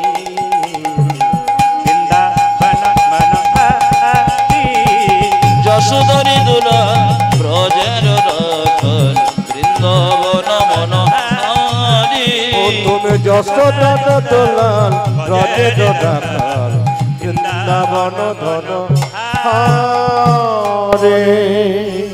এতক্ষণে আপনারা জেকে বসলেন আর 11:30 বেজে উঠল। আমি ওইটাই বলেছিলাম যে যারা এখন এলো তাদের অবস্থা কি হবে। ওরা তো দিব্যি খেয়ে দিয়ে এসেছে না, কি বলছেন? আরে মাইকম্যান খাইনি, আমরা খাইনি, হালকা করে খেয়েছি। না না, খুব ভালো কথা। কিন্তু কি করবেন এখন? আমি তো বলেছি বাবারা সব জানে, 8:30 থেকে আমি আরম্ভ করেছি, কিন্তু 8:30 থেকে 11:30। এখন 11:30 বেজে গেল, এখন কিন্তু আমাকে জবাব দিতে হয়। কিন্তু কি করবেন, এসেছেন যখন তখন অপমান করা ঠিক নয়, আমাকে তো মিল দিতে হবে। সংক্ষেপের মধ্যে একটু দিই, আপনার অপরাধ মার্জনা করবেন। কারণ এরকমই হয়। সেদিন আমি পোস্ট তারিখে দীঘাতে গেছিলাম, তো 3.5 ঘন্টা পেরিয়ে গেছে। কোনো লোক বলে শেষ হয়ে গেল, বুঝতেই পারলাম না কখন শেষ হয়ে গেল। এরকমই হয় আমাদের। 4 ঘন্টা শুনলে আপনার মনে হবে যে এই শেষ হয়ে গেল, আরো হলে ভালো হতো। না, কৃষ্ণ কথা হরি কথা এরকম অমৃত রস আছে, শেষ হয়ে যায় কিন্তু বুঝতে পারা যাবে। আসুন, বেশ ঠিক আছে। এখন যেই না বাচ্চা পেটে এসেছে মায়েরা, মুকুন্দ সরকারের স্ত্রী, সেই বাচ্চাটা সরস্বতী পুজোর দিনে জন্ম নিল। সবাই মাথায় একটু কাপড় নিন। মুকুন্দ সরকারের ছেলে রঘুনন্দন জন্ম নিল। আহা হেন কালে হে জন্মিল শির রঘুনন্দন, আহা হেন কালে জন্মিল শির রঘুনন্দন, হেন কালে হে জন্মিল শির রঘুনন্দন, আজ হেন কালে জন্মিল শির রঘুনন্দন। মুকুন্দ দাসের তাহা আনন্দিত মন, ও দেখো মুকুন্দ দেশে তাহা আনন্দিত মন, মুকুন্দ দাসের তাহা আনন্দিত মন। আজ মুকুন্দ দাসীর তাহা আনন্দিত মন। তুমি তো দিব্যি আনন্দ করছো, শুনেছো তোমার ছেলে হয়েছে, তুমি তো সরস্বতী পুজো করছো। আমার ছেলে হলো সরস্বতী পুজোর দিনে, আনন্দ ধরে না, আনন্দ ধরে না, আনন্দ ধরে না, আজ আনন্দ ধরে না, মুকুন্দ দাসের মনে আনন্দ ধরে না, ওগো মুকুন্দ দাসের মনে আনন্দ ধরে না। মুকুন্দ দাসের মনে পুত্র বদন হে, আমার মুকুন্দ দাসের মনে, পুত্রবদন হেরে, মুকুন্দ দাসের মনে, পুত্রবদন আজ হেরে, মুকুন্দ দাসের মনে, পুত্রবদন আজ হেরে, মুকুন্দ দাসের আজ মনে, পুত্রবদন হেরে আনন্দ ধরে আজ না। মুকুন্দ দাসীর আজ আনন্দিত ও মন। যে মুকুন্দ দেশে আজ আনন্দিত মন। আচ্ছা কিছু মনে করবেন না, বাচ্চা জন্ম নিলে বাচ্চার মুখে আপনারা কি দেন? নিম পাতা, নিম পাতা দেন? এ দিয়েছে বোধহয় নাকি? হ্যাঁ হ্যাঁ, নিম পাতা। আচ্ছা আচ্ছা, নিম পাতা, হ্যাঁ বলুন। নিম পাতা নয়, কি দেন? মধু দেন তো। কিন্তু মায়েরা সবাই লক্ষ্য করুন, আসলে মধু কখন দেওয়া উচিত? শাস্ত্র যদি পড়েন তাহলে দেখবেন গভীর গৃহসূত্রকার বলে একটা বই আছে।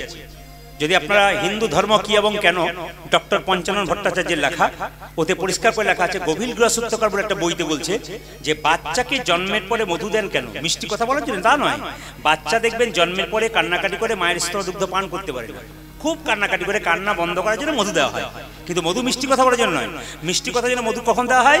বলছে যখন আতুর ঘর থেকে নিয়ে গিয়ে 21 দিন বা 1 মাস পর স্নান করিয়ে ভগবানের চরণে একটু মধু দেবেন আর বলবেন হে প্রভু আমার ছেলের জন্য মিষ্টি মিষ্টি কথা হয়। এগুলো কজন বলেছেন?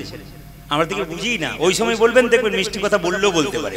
সবাই লক্ষ্য করুন, দুই কানে শোনাই এলো মধুর হরি নাম, দুই কানে শোনাইল মধু হরি নাম।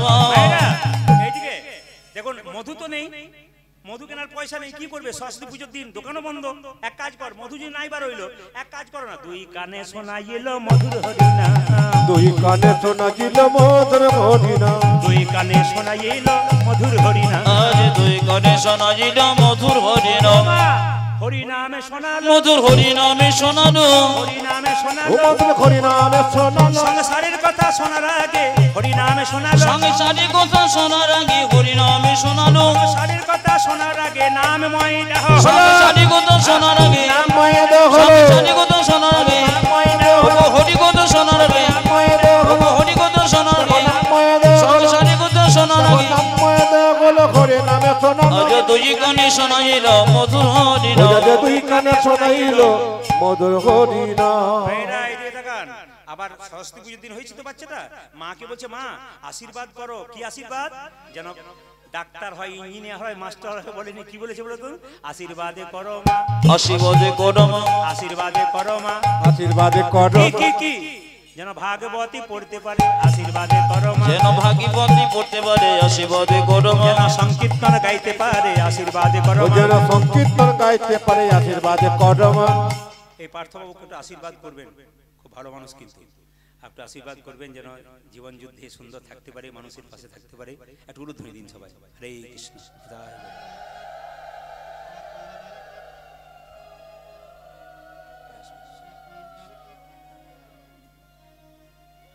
আশীর্বাদে করো মা, আশীর্বাদে করো মা, আশীর্বাদে করো মা, আশীর্বাদে করো মা, যেন ভাগবতী পড়তে পারে, আশীর্বাদে করো মা, যেন ভাগবতী পড়তে পারে, আশীর্বাদে করো মা, যেন ভাগবতী পড়তে পারে, আশীর্বাদে করো মা, যেন ভাগবত পড়তে পারে, আশীর্বাদে করো মা, যেন সংকীর্তন গাইতে পারে, আশীর্বাদে করো মা, নাম সংকীর্তন গাইতে পারে, আশীর্বাদে করো মা, যে সংকীর্তন গাইতে পারে, হরি হরি হরি নাম বলে, সংকীর্তন গাইতে পারে, হরি হরি হরি বলে, যেন ভাগবতে পড়তে পারে, হরি হরি হরি নাম বলে, সংকীর্তন গাইতে পারে, হরি হরি হরি বলে, যেন ভাগবতে পড়তে পারে, হরি হরি হরি বলে, আশীর্বাদে করো মা, আজ দুই কানে শোনাইল মধুর হরিণ, আজ দুই কানে শোনাইল মধুর হরিনাম। মায়েরা, যিনি আমাদের রঘুনন্দন তিনি কে? কামদেব মদন।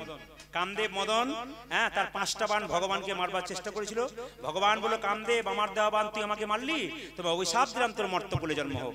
কামদেব মদন বলল, অভিশাপ যদি দিলে মর্তকুলে জন্ম হোক, আশীর্বাদ দা যেন গোবিন্দের সেবা করতে পারি। তুই তো খুব চালাক রে, তাহলে মর্তভূমে তুই রঘুনন্দন রূপে যাবি, আমি তুই রঘুনন্দন রূপে যাবি, আমি গোপীনাথ রূপে যাবো, একদিন তুই আমার চরণ সেবা করবি। তাই কি বলছে মায়েরা? সবাই মিলে একটু প্রেম সে হৃদয় গৌর হরি হরি হরি। ওগো ব্রজের অনঙ্গ ধরিয়া অঙ্গ, আমার ব্রজের অনঙ্গ ধরে যায় অঙ্গ। গোপীনাথ, গোপীনাথ এলেন কিভাবে? পদকর্ত বলে ব্রজের অনঙ্গ ধরিয়া অঙ্গ, দেখো দেখো ব্রজের অনঙ্গ ধরিয়া অঙ্গ, গৌরে আওলা গৌর সঙ্গ, আমারি গৌরী বল গৌর সঙ্গ, গৌরে আওলা গৌর সঙ্গ। বুঝতে গৌরী যাবল গৌর সঙ্গ। মায়েরা টুলু ধরে দিন, ব্রজের অনঙ্গ ধরিয়া অঙ্গ, আমার ব্রজের অনঙ্গ ধরে যায় অঙ্গ, গৌরে আওলা গৌর সঙ্গ, আজ গৌরী যাবল গৌর সঙ্গ, ভকতি ভূষণ ভকত বে, আমার ভগবতী ভূষণ ভগত বে, ভকতি ভূষণ ভকত বে, ভকতি ভূষণ ভকত বে, লীলাই মহিলা পনবে, লীলাই মহিল আপনাবে, লীলাই মহিলা পনবে, উজ্জা লীলায় মহিল আপন বে, সোনার নুপুর রাতুল পা, আমার সোনার নূপুর রাতুল পা। এখন পয়সা দিতে আসবেন না, এখন পয়সা দিতে আসবেন না, কীর্তনটা শেষ হয়ে দিন, নাহলে আমি শেষ করে ফেলবো পয়সা দিলে কিন্তু। হ্যাঁ, সোনার নুপুর রাতুল পা, সোনার নূপুর রাতুল পায়, শেখর শরণে লইন তাই, আমার শেখর শরণে লইন তাই, শেখর শরণ লইন তাই, শেখর শরণ লইন তাই, শরণে নিলাম, শরণে নিলাম, শরণে নিলাম, শরণ লীলা, ও যে রঘুনন্দনের শ্রীচরণে শরণে নিলাম, ভক্ত রঘুনন্দন শ্রীচরণে শরণে নিলাম, রঘুনন্দনের শ্রীচরণে হরি হরি হরি ভক্ত বলে, রঘুনন্দন শ্রীচরণে হরি হরি হরি ভক্ত রঘুনন্দন শ্রীচরণে হরি হরি হরি ভক্ত বলে, রঘুনন্দন শ্রীচরণে ভক্ত রঘুনন্দন শ্রীচরণে আমরা শরণে নিলাম। ছোট্ট ছেলে জন্ম নিল রঘুনন্দন, আর রঘুনন্দন গান গাইতে থাকে, কৃষ্ণ কেশব কৃষ্ণ কেশব সুধা মাখা এই নাম হরি নাম, মধু মাখা এই নাম নাম নাম নাম নাম, কৃষ্ণ কেশব কৃষ্ণ মাধব সুধা মাখা যেন হরিণ মধু মাখা এই নাম। কৃষ্ণ কেশব কৃষ্ণ কেশব সুধা মাখা এই নাম হরি নাম, মধু মাখা এই নাম নাম নাম নাম নাম, কৃষ্ণ কেশব কৃষ্ণ কেশব সুধা মাখা হে নাম হরি নাম মধু মাখা এই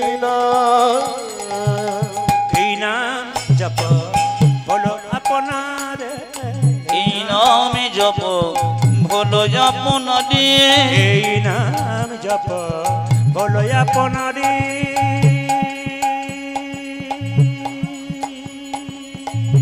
বলো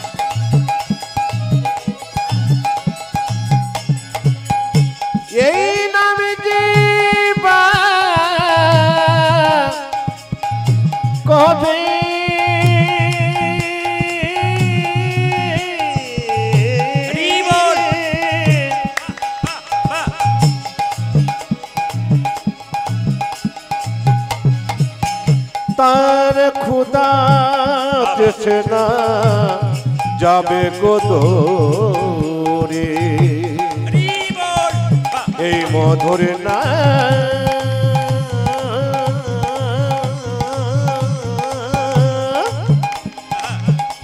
এই কৃষ্ণ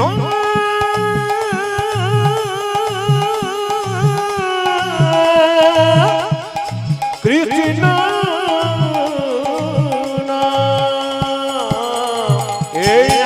জপ বলো আপনারে,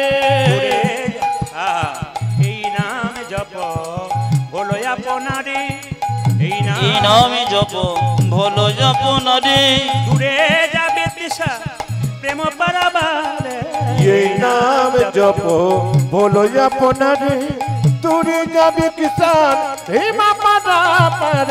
জপরে জপরে জপরে রসনা, জপরে জপরে জপরে রসনা, জপরে জপরে জপরে রসনা, তোমরা জপরে জপরে জপরে রসনা, সুধা মাখা এই নাম হরি নাম, মধু মাখা এই নাম হরি কৃষ্ণ কেশব কৃষ্ণ মাধব সুধমগ যেন করে না মধুমগ এ নাম জপনা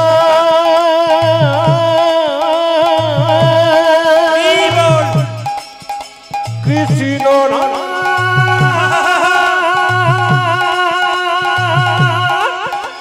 এই মধু কৃষ্ণ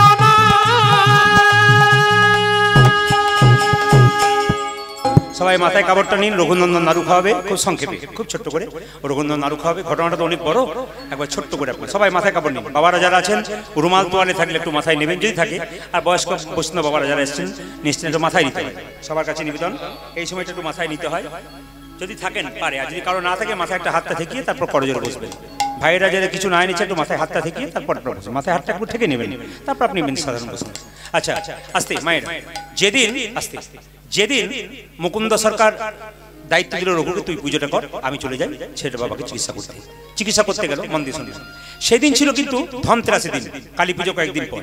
এই জন্য আপনাদেরকে বলে রাখি ধনতেরাসটা কিন্তু ডেটটা আমি বলতে যে 18 অক্টোবর সম্ভবত।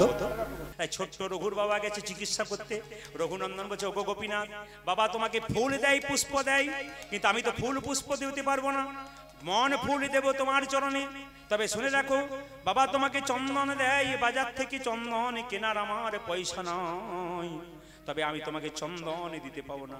ওগো গোপীনাথ তুমি প্রসাদ গ্রহণ করো। পাথরের মূর্তি দাঁড়িয়ে আছে, ছোট্ট রঘু গাইছে ওগো গোপীনাথ ঘনশ্যাম ঘনশ্যাম ওগো গোপীনাথ ঘনশ্যাম। উরধ্বনি উরধ্বনি উরধ্বনি।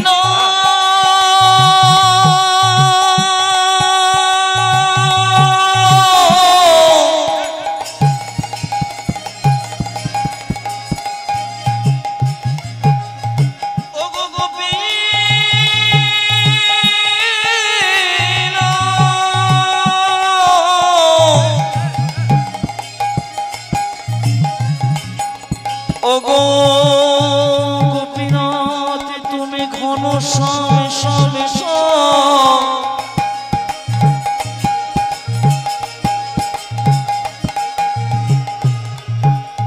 গোপিন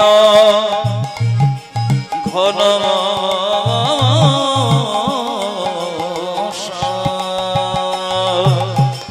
ও গো গোপীনাথ ঘন গোপীনাথ ও মায়েরা, ভগবানকে ডাকতে গেলে সরল মন চাই। ছোট্ট রঘুনন্দন বলছে, ওগো গোপীনাথ, বাবার হাতে তুমি এত নাড়ু খাও, আমার হাতে নাড়ু খাচ্ছ না কেন? তুমি তো নিজের মুখে বলেছো তুমি ভক্ত প্রহ্লাদের হাতে খেয়েছো, ধ্রুবের হাতে খেয়েছো, আমার হাতে খাবে না। ও বুঝতে পেরেছি তুমি খাচ্ছ না কেন। আরে বাবা, তোমার হাতে বাঁশি আছে, তুমি খেতে পারো। আচ্ছা, বাঁশিটাকে নামিয়ে দিলাম। আচ্ছা, দরজাটা হাঁ করে খোলা আছে তো, তোমার লজ্জা করছে? আচ্ছা, দরজাটাকে বন্ধ করে দিলাম। এবার তুমি নাড়ু খাও। বারবার ও বুঝতে পেরেছি গো, বুঝতে পেরেছি। তোমার একটু অভিমান হয়েছে, রাগ হয়েছে। বাবা তোমাকে সুন্দর করে সাজিয়ে দেয়, আমি তোমাকে সুন্দর করে সাজাতে পারি না। তবে গোপীনাথ, আমি তোমাকে কেমন করে সাজাবো? আমার কাছে ফুল নাই, তুলসী পত্র নাই, গঙ্গা জল নাই। তবে তুমি যে শাস্ত্রে বলেছো পত্রং পুষ্পং ফলং তয়ং যো মে ভক্ত প্রযচ্ছতি তদহম পরিহিতম আসমানি প্রতাত্মম। তুমি বলেছো কেউ যদি ফুল দেয় আমি খুশি হই, ফুল না পেয়ে কেউ যদি পাতা দেয় আমি খুশি হই, পাতা না পেয়ে কেউ যদি জল দেয় তাতে খুশি হই। আমার কাছে চন্দন নাই, ভক্তি চন্দন তোমাকে দেব। আমার কাছে ফুল নাই, মন ফুল তোমার কাছে দেব। আমার কাছে তুলসী পাতা নাই, মন তুলসী তোমাকে দেব। সাজাচ্ছার বলছে আমি সাজাবো তোমাদের মোহন সাজে। আশা ছিল বড় মনে। ও গোয়া উলধ্বনি, উলধ্বনি মায়ের উলধ্বনি, সবাই গাই সাজাব তোমারে মোহন সাজেতে। আরে আশা ছিল বড় মনে আমি সাজাবো তোমারে মোহন সাজে। আশা ছিল বড় মনে মনে। আজ আমি সাজাবো তোমারে মোহন সাজে। আশা ছিল বড় মনে আমি। মিশাই যায় আমার ভকতির চন্দন, মন কুসুম দিব তোমার শ্রীচরণ। মিশাইয়া দেব ভগতির চন্দন, মন কুসুম দেব তোমার শ্রীচরণ। গানটা তো আমরা গাইনি, রঘুনন্দন গাইছে। কত সুন্দর ভাষা দেখুন। আমার ভক্তি চন্দন তোমাকে দেব। মিশাই যায় আমার ভকতি চন্দন, মন কুসুম দিব তোমার শ্রীচরণ। আমি মিশাইয়া দেব ভগতির চন্দন, মন কুসুম দেব তোমার শ্রীচরণ। আমি সাজাবো তোমারে মোহন সাজে। আশা ছিল বড় মনে। ও গোয়া আমি সাজাবো তোমারে মোহন সাজে। আশা ছিল বড় মনে কি তাও তুমি নাড়ু খাবে না? এবার দেখুন বাচ্চার কি অবস্থা। তাও তোমাকে সাজালাম, তোমার দরজাটা বন্ধ করে দিলাম, তোমার হাত থেকে বাঁশি কেড়ে নিলাম, তবু তুমি খাবে না? দাঁড়াও, তোমাকে দেখাচ্ছি মজা। তোমার পাথরের পায়ে আমি মাথা ঠুকবো। গোপীনাথ, গোপীনাথ, গোপীনাথ।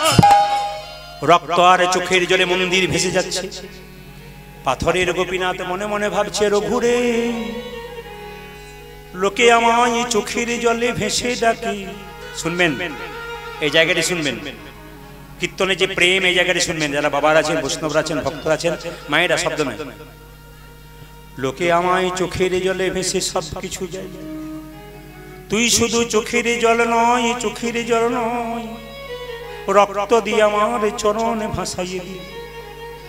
আমি যদি তোর হাতে একটা নাড়ু না খাই, তবে যে গীতাতে আমার প্রতিজ্ঞা রবে না।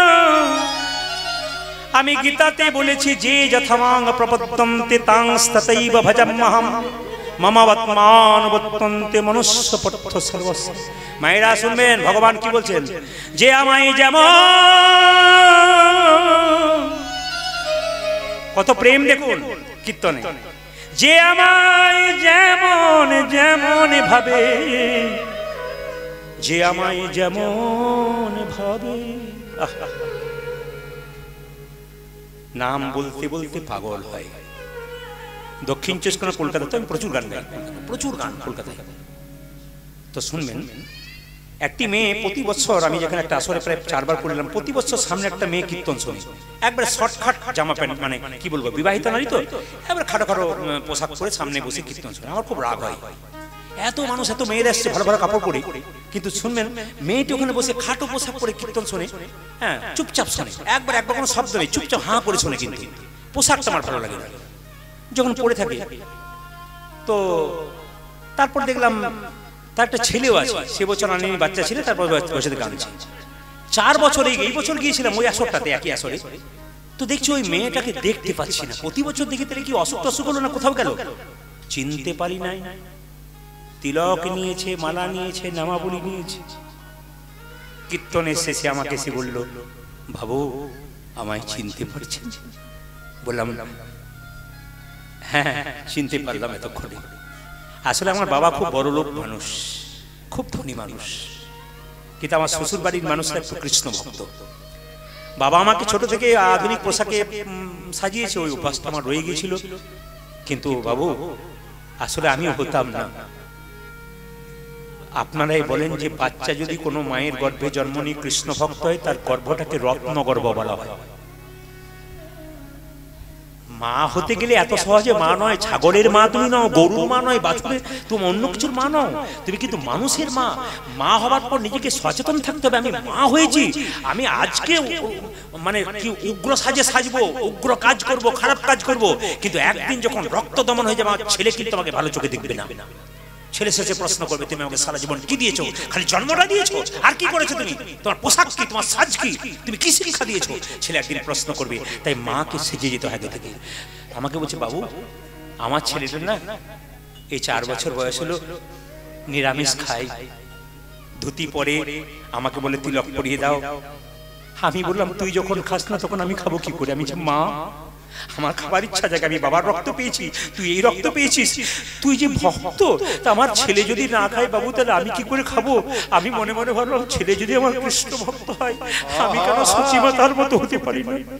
ছেলে আমার প্রতি বছর এই ছোট থেকে এত বুদ্ধিমান, যে টিউশনি পড়ে আমার ছেলেকে এই টুকু থেকে, বয়স থেকে 4 বছর থেকে, সে বলে যে আপনার ছেলে খুব বুদ্ধিমান হবে, কৃষ্ণ কৃপা পেয়েছে, দারুণ। এই জন্য আমি আপনাদের বলে যাই, যে যেখানে বসে আছেন, গোপীনা রঘুনন্দন কেঁদে কেঁদে বলছে, গোপীনা তুমি নাড়ু খাও, নাড়ু খাও। ভগবান বললেন যে যথা মাং প্রপদ্যন্তে তাং সতৈব ভজম্মহং মমাবৎমান বর্তন্তে মনুষ্য পথ সর্বস্ব। যে আমায় যেমন ভাবে,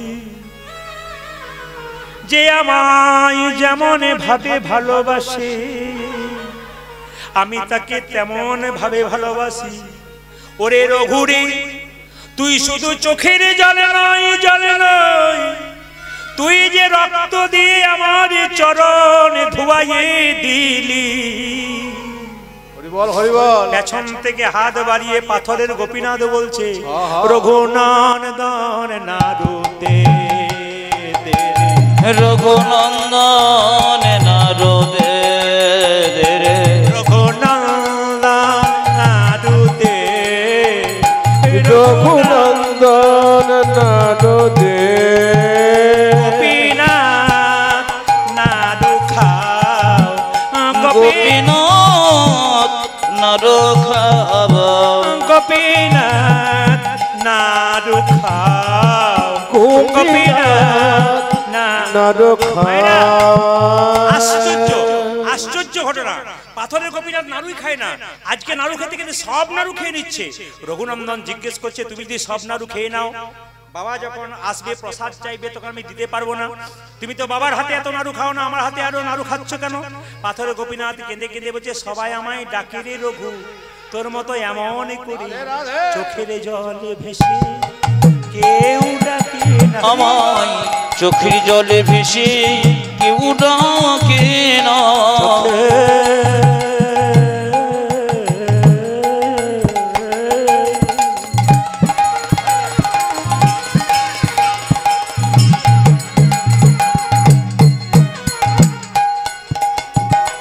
আমি চোখের জলে ভেসে কেউ ডাকে না রঘুরে চোখে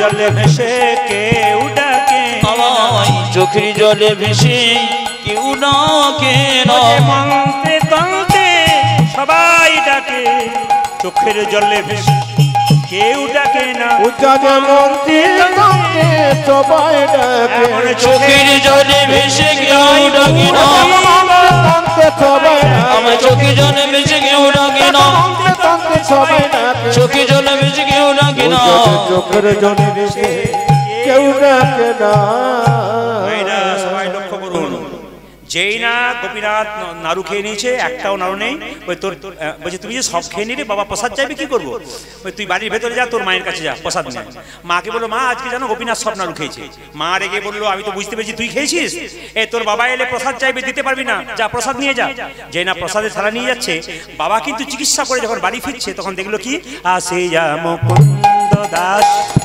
কহে বালকের পাশ অজে আসে মুকুন্দ দাস কহে বালকের পাশ আসিয়া মুকুন্দ দাস কহে বালকের পাশ ও দেখো আসিয়া মুকুন্দ দাস কহে বালকের পাশ প্রসাদ নৈবেদ্য না দেখি প্রসাদ নৈবেদ্য না দেখি প্রসাদ নৈবেদ্য না দেখি পূজা যে প্রসাদ নৈবেদ্য জানা দেখে সকালবেলায় পুজোর দায়িত্ব দিলাম এখনো তুই করিসনি দেখবো কেমন পূজা দিয়েছ আমি দেখিব কেমন পূজা দিয়েছ আমি দেখবো কেমন পূজা দিয়েছ আমি দেখিব কেমন পূজা দিয়েছ বাবা তুমি বিশ্বাস করবে না আজকে সব নাড়ু গোপীনাথ খেয়েছি বাবা বললো মিথ্যেবাদী কোথাকার ভগবান খায় আমি তোকে মিথ্যা করে বলেছিলাম যে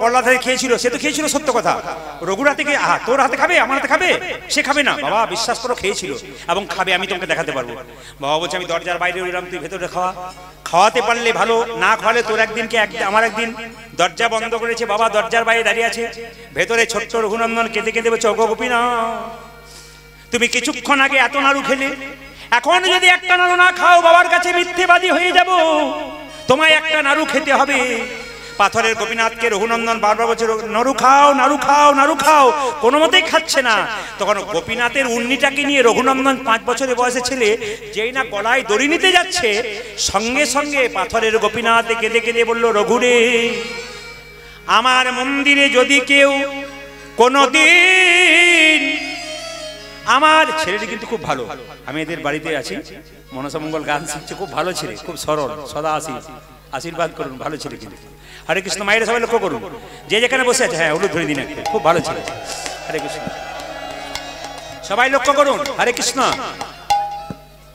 গলায় যদি কেউ দড়ি নাই আত্মহত্যা করে তাহলে বিপদ বাড়ানো মধুসূদন আমাকে কেউ বলবে না তাই পেছন থেকে হাত বাড়িয়ে জেনে বলছে নাড়ু রঘু রঘুনন্দন নাড়ু দে রঘুনন্দন নাড়ু দে রঘুনন্দন নাড়ু দে রঘুনন্দন নাড়ু দে গোপীনাথ নাড়ু খাও গোপীনাথ নাড়ু খাও গোপীনাথ নাড়ু খাও গোপীনাথ নাড়ু খাও